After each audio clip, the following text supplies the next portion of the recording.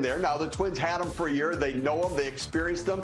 They had him play for the organization. And so that was worth an extra bit of risk on their part. I think the other thing to keep in mind with all of this is Carlos Correa had to do a risk calculation as well. I mean, think about the facts. So he's getting $42.5 million more from Minnesota than he would have gotten from the Mets in this first 6 years of the deal. But he could have made $45 million more from the Mets over the life of the deal. And he chose the more of the guarantee in the first 6 years because I think he looked at it and said, well, what if I'm not healthy for the long term? I'd rather take more money up front than take more money on the back end. And so he chose to go to Minnesota, and we live happily ever after. And the calculation on his part is very interesting. A Minnesota Twin, it is done. Trevor Story, meanwhile, dealing with injury, and the timing of this, Steve, stinks. We put up the Red Sox lineup for opening day. Where do they go from here? What's next this offseason, if anything? Yeah, drop back and punt, I think, right now. I mean, it is really, I mean, if not for bad luck, the Red Sox would have no luck at all this offseason. And yet, listen, if Trevor Story had the surgery yesterday, then they've known that this has been an issue that was getting checked out and that he was likely going to need it. And they didn't jump in on Carlos Correa. And so I look at the Red Sox and try to figure out this winter what they're doing. And when you think about a big contract like Xander Bogaerts, or you think about let's jump in on Carlos Correa, those aren't just general manager decisions. Those are ownership decisions. Those are organizational decisions. They weren't in on the big guys, so now they're going to go after some of the lesser players, the less expensive players. Experience certainly in Elvis Andrus, Jose Iglesias, Didi Gregorius. The guys that can pick it. Andrews did a really nice job when he went over to the White Sox last year and filled in there. Iglesias has been a guy that played well for the Red Sox in the past. He's played some second base too. They really need two infielders right now, I think. So they could get two out of the three of those that we just showed on the graphic right there and just get themselves back to being somewhat competitive in what's going to be a really tough American League East. Absolutely. I mean, it's just so hard to believe that they knew it, and then the surgery was just this week. It's an interesting offseason for all the teams in the AL East, right? The Blue Jays, you can throw them in there. Brandon Belt, north of the border on a one-year deal. What will his role be there, Steve? Can you hear us? Steve? He hates my question, Maddie. Maddie, what will his role be, Brandon Belt? I think he's like, that question is terrible. We can hear you. You take over. Yeah, every once in a while it happens that way. Remember when the lights turned off? At least we were sitting in here, Lauren. I know. I think Steve's back, Lauren. Hey, Steve, don't do that to Lauren again, man. That was cold. If you hate me, just tell me. Yeah, Steve, what kind of question? What kind of question is that? I mean, his role was pretty good, but apparently not. It broke the internet. Tell me about Brandon Belt, north of the border, hot shot. Yeah. All right. So for Brandon Belt, I like this deal for the Blue Jays. They needed some left-handed balance in their lineup. They needed some extra power in the lineup. He's a really professional hitter, and I think that on days where Alejandro Kirk is not going to DH, he'll be that DH. If they need to give Vladdy Jr. a day off at first base, he'll fill in. It'd be a great left-handed bat off the bench. Here's a guy that controls the strike zone. He's a leader on a team. He's been part of championship teams. And so you've got George Springer, who's won a lot of big games. You've got Belt, who's won part of championships. I like it. Now, the big power numbers from 2021, he hadn't done that before in his career, but he's a professional. And that ability to drive the ball, plus a hitter's ballpark, it's a really good signing for the Toronto Blue Jays. You said it just a moment ago. AL East is going to be fascinating. You could say the same about the NL East. Marlins adding Johnny Cueto. Is it for them, or is there more to come?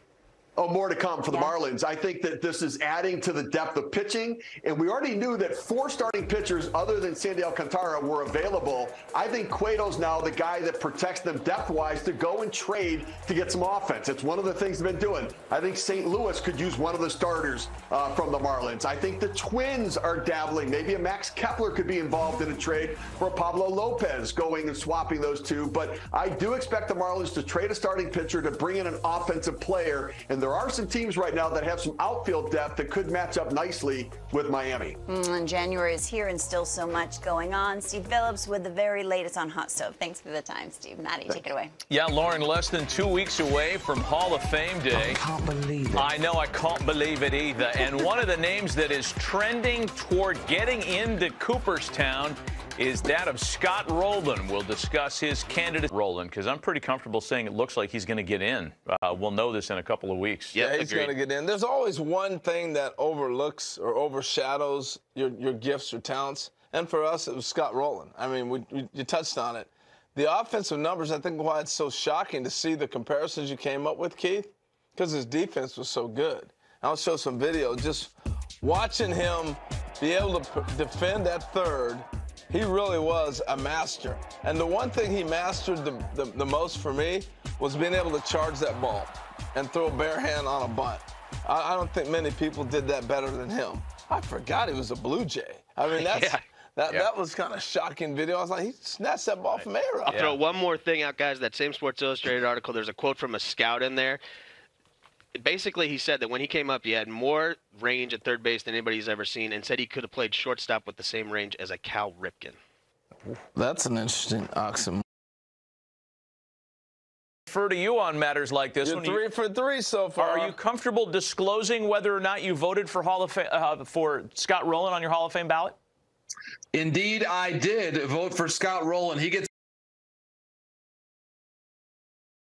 And a favorite topic of Harold, by the way, a multi-sport star in high school there in Jasper. He was the runner-up for Mr. Basketball in the great state of Indiana, and that is an award not taken lightly in the Hoosier state. I would point out as well, to bring it to the present day, Scott Rowland still giving back to baseball in his home state. He is currently the director of player development at Indiana University. He's on the Hoosiers coaching staff right now. And so back to school with us. He is, exactly right. So Rowland, for me, Harold, you think about his career, more than 2,000 games at third base. Wow. One of only 13 players to do that, to just play 2,000 games, period, at that position. Unique. And he actually has a better OPS plus than both Adrian Beltre and Brooks Robinson from an offensive perspective. I want to make this point as I send it back to you guys. One player whose career was somewhat similar to Rowland's,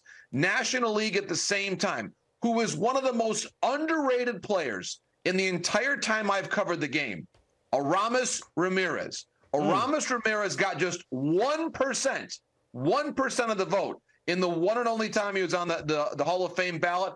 He also had a better OPS plus than Brooks Robinson and a very, very close career statistically to Rowland. I cannot believe how little respect that man got during his career. Well, Scott Rowland is getting the respect, that's for sure, as it appears he's headed for Cooperstown. And again, we'll know in about less than 2 weeks about this vote. JP, thank you. We're going to take a break from third baseman and Hall of Famers to the best in the game right now at the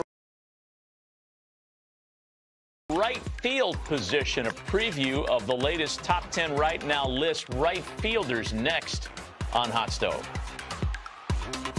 Keep doing your thing, man. You're on the right trajectory, man.